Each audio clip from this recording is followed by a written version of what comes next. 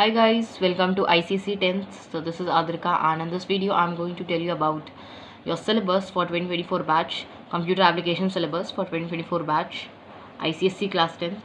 So let's start. So ये तुम्हारी computer applications की text book understanding computer applications with BlueJ APC की book है और देखते हैं इसकी क्या सिलेबस है, क्या तुम्हारा क्या कंटेंट्स हैं। तो इस बार तुम्हारा जो सिलेबस है 2024 का उसमें कुछ भी तुम्हारा कट नहीं है, कुछ भी डिलीट नहीं है, कुछ भी डिडक्ट नहीं है। तो देख लेते हैं क्या है। और जो कंप्यूटर का पेपर होता है तुम्हारा, वो जो ऑप्शनल सब्जेक्ट होता है, यानी कि अगर तुमने कंप्यूटर ऑप्ट करिए तो वो तुम्हारा बोर्ड्स में 100 मार्क्स का होता है। बाकी जितने तुम्हारे सब्जेक्ट्स होते हैं वो 80 मार्क्स के होते हैं और बाकी 20 मार्क्स होते हैं वो तुम्हारे स्कूल की साइड से होते हैं। लेकिन जो तुम्हारा कंप्यूटर सब्जेक्ट है वो तुम्हारा 100 मार्क्स का होता है।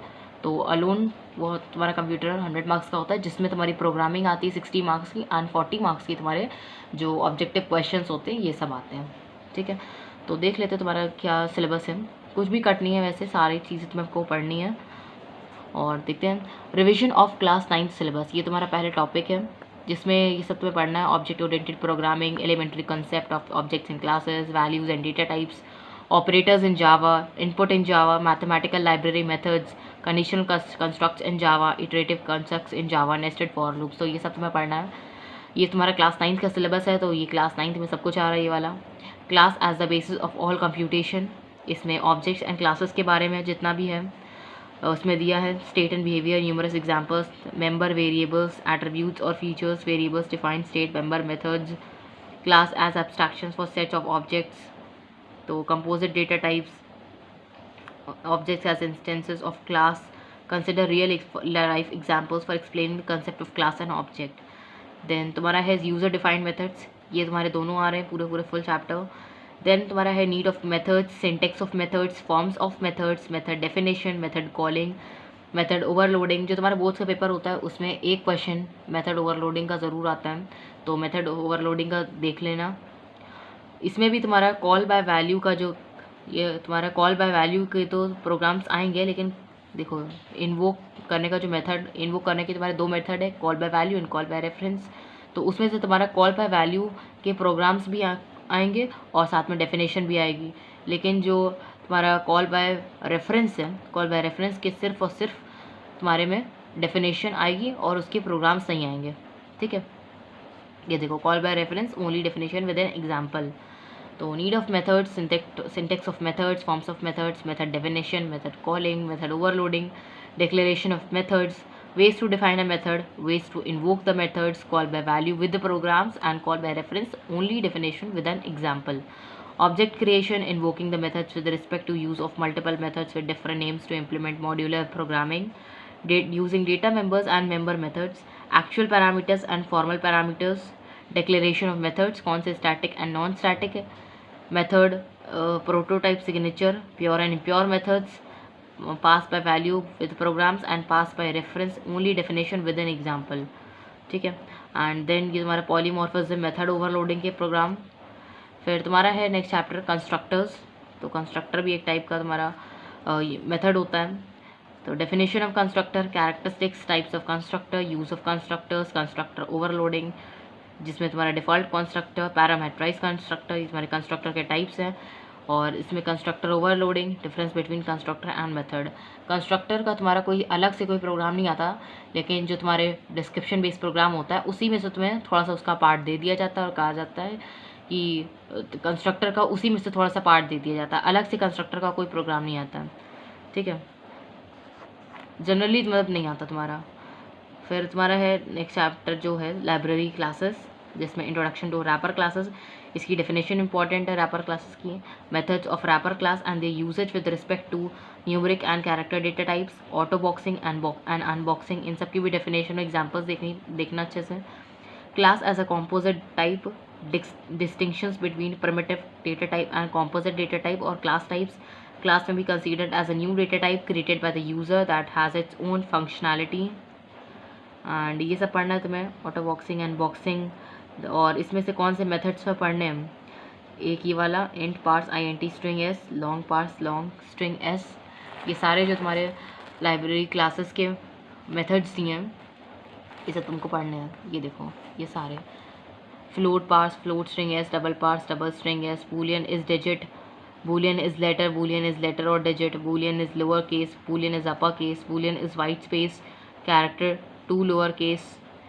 तो ये सारे जितने भी तुम्हारे मेथड्स है लाइब्रेरी क्लासेस के, ये तुम्हें पढ़ने। एंड देन तुम्हारे चैप्टर है एनकैप्सुलेशन, और इसमें तुम्हें क्या पढ़ना है, एक्सेस स्पेसिफायर्स और स्कोप एंड विजिबिलिटी इसमें पढ़ना है तुम्हें मेन, जिसमें तुम्हारे विजिबिलिटी रूल्स किसके हैं पढ़ने, प्राइवेट के पढ़ने, प्रोटेक्टेड एंड पब्लिक एक्सेस के पढ़ने, scope of variables, class variables, instance variables, argument variables, local variables. देखो ये इनको तुम्हें पहचानना आना चाहिए कि कौन से क्लास वेरिएबल्स होते हैं, कौन से इंस्टेंस वेरिएबल्स होते हैं, क्योंकि ये जो हमारे ऑब्जेक्टिव क्वेश्चंस होते हैं उसमें ये आ सकता है कि इसको आइडेंटिफाई करो कि इसमें से कौन से तुम्हारे क्लास वेरिएबल्स हैं। नेम करने को आ सकता है, जैसे एक्स वाई दे दिया प्रोग्राम में, ए बी दे दिया या कोई भी दे दिया वेरिएबल दे दिया, और कहा इसमें कौन से क्लास वेरिएबल्स हैं और कौन से ये वाले वेरिएबल्स हैं। तो इन्हें तुम्हें अच्छे से आइडेंटिफाई करना आना चाहिए। देन तुम्हारा मोस्ट इंपॉर्टेंट टॉपिक्स जो है तुम्हारे क्लास 10th के, वो है तुम्हारे arrays and string handling. Arrays और स्ट्रिंग हैंडलिंग को तुम्हें कभी भी नहीं छोड़ना है, क्योंकि एरेज एंड स्ट्रिंग से ही तुम्हारा मेन जो प्रोग्रामिंग है वो इन्हीं दो चैप्टर से तुम्हारी आती है। ठीक है, एटलीस्ट तुम्हारे कम से कम 3 प्रोग्राम तो, जैसे अगर तुम्हें चॉइस मिलती है, तुम्हें 4 प्रोग्राम करने होते हैं 6 में से, ठीक है, 4 आउट ऑफ 6 करने होते हैं तुम्हें, तो 4 प्रोग्राम्स में से ऐसा हो सकता है कि उन 6 प्रोग्राम्स में से तुम्हारे 3 प्रोग्राम्स इन्हीं 2 चैप्टर पे होते हैं। तो तुम देख सकते हो कितने इंपॉर्टेंट चैप्टर्स हैं ये। और एरेज में मोस्ट इम्पॉर्टेंट जो है वो तुम्हारा सॉर्टिंग टेक्निक्स और सर्चिंग टेक्निक्स जो हैं, अभी मैं बता रही इसके बारे में।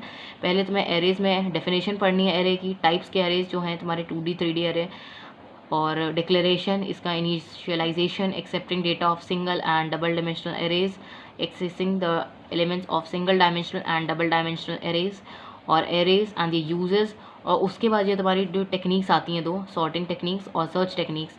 और इसमें सॉर्टिंग टेक्निक्स में इस बार तुम्हारे बैच में सिलेक्शन शॉर्ट भी है और बबल शॉर्ट भी है। ठीक है, पहले ये नहीं आया था, पिछली बार के बैच में सिलेक्शन शॉर्ट नहीं आया था, लेकिन इस बार सिलेक्शन शॉर्ट भी है एंड बबल शॉर्ट भी है। और सर्चिंग टेक्निक से भी लीनियर सर्च भी है और बाइनरी सर्च भी है। और ये जो तुम्हारे 4 प्रोग्राम्स हैं ये तुम्हारे बहुत ज़्यादा इंपॉर्टेंट है, मतलब इसमें चारों में से कोई एक ना एक प्रोग्राम तो तुम्हारे बोर्ड पे आना ही है। ठीक है, ये फिक्स है, तो इसे तो बहुत अच्छे से करना। Selection short, bubble short, linear search and binary search, इसके 1 या 2 प्रोग्राम भी हो सकते हैं। तो array as a composite type, length of statement to find the size of array, sorting and searching techniques using single dimensional array only। और ये जो तुम्हारी sorting and searching techniques हैं ये सिर्फ और सिर्फ सिंगल डायमेंशनल एरेज को यूज़ करके ही आएगी।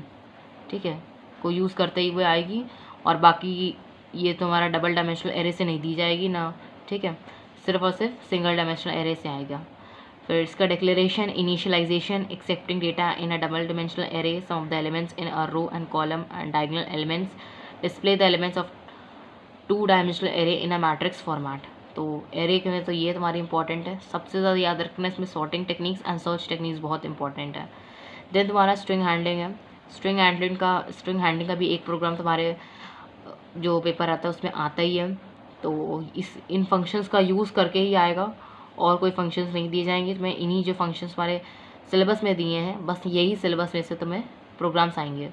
तो पहले तुम्हारे function string trim, string to lower case, string to upper case, int length, char int index of, int last index of, string concat, boolean equals, ignore case, int compare to ignore case, string replace, string substring, इसमें begin index भी दिया है, end index भी दिया है, boolean starts with, boolean ends with, string value of. तो इन्हीं methods पर प्रोग्राम स्पेस आएंगे तुम्हारे। Extracting and modifying characters of string, और स्ट्रिंग के प्रोग्राम्स तुम्हारे कैसे आएंगे, जैसे तुम्हें कोई सेंटेंस दे दिया और उसमें से कहा कि तुम्हें ये वर्ड इसमें से निकालना है, एक्सट्रैक्ट करना है, तो उसका प्रोग्राम लिखना है। तो तुम्हें इन्हीं फंक्शंस का यूज़ करके वो वर्ड को एक्सट्रैक्ट करने वाला प्रोग्राम लिखना होगा। ठीक है, या तुम्हें कोई वर्ड दे दिया और उससे तुम्हें कैरेक्टर निकालना है कोई भी, तो वो वाले प्रोग्राम्स भी तुम्हें इन्हीं मेथड्स का यूज़ करके लिखना होगा। और alphabetical orders of the string in the array, bubble and selection short techniques, जैसे अगर एरेज में अगर इसकी सॉर्टिंग टेक्निक्स या सर्चिंग टेक्निक्स की बात करें तो ये कैसे हो सकती हैं, ये इंटीजर में हो सकता है, और ऐसे ही स्ट्रिंग में ये कोई भी स्ट्रिंग लिख देंगे और उसका भी तुम्हें बबल और सिलेक्शन शॉर्ट टेक्निक्स इस पर भी अप्लाई करना तुम्हें आनी चाहिए, स्ट्रिंग्स पर। ठीक है, और सर्चिंग भी हो सकती है, सर्चिंग लेकिन सिर्फ और सिर्फ तुम्हारी लीनियर सर्च टेक्निक पर ही आएगी। अगर स्ट्रिंग वाला प्रोग्राम है तो स्ट्रिंग वाले प्रोग्राम पर जो सर्चिंग है वो सिर्फ और सिर्फ लीनियर सर्च पर आएगी, ठीक है, बाइनरी सर्च पे नहीं, ठीक है। तो ये था तुम्हारा कंप्यूटर का सिलेबस और ऑलमोस्ट तुम्हारा सब कुछ आ रहा है। और कंप्यूटर सब्जेक्ट है, इसमें तुम्हारे वाइवा होता है जिसमें तुम्हारे एक्सटर्नल एग्जामिनर आते हैं और प्रोजेक्ट्स भी कंप्यूटर में लिए जाते हैं, तो प्रोजेक्ट्स अच्छे से बनाना। तो आई होप तुम्हें समझ में आएगा कंप्यूटर का सिलेबस। ऑलमोस्ट पूरा तुमको करना है सब कुछ, इसमें इस बार कंप्यूटर में कुछ भी डिडक्ट नहीं है, तो तुम्हें पूरा ही पढ़ना है इस बार। कंप्यूटर तुम्हारा 100 मार्क्स का आता है, तो कंप्यूटर में तुम्हें अपने अच्छे मार्क्स स्कोर करने हैं। एंड अगर तुम्हें और कोई डाउट हो या किसी पर्टिकुलर सब्जेक्ट से, कोई पर्टिकुलर टॉपिक से, तो तुम मुझसे कमेंट सेक्शन में पूछ सकते हो, आई विल रिप्लाई। और अभी के लिए बाय, थैंक्स फॉर वॉचिंग।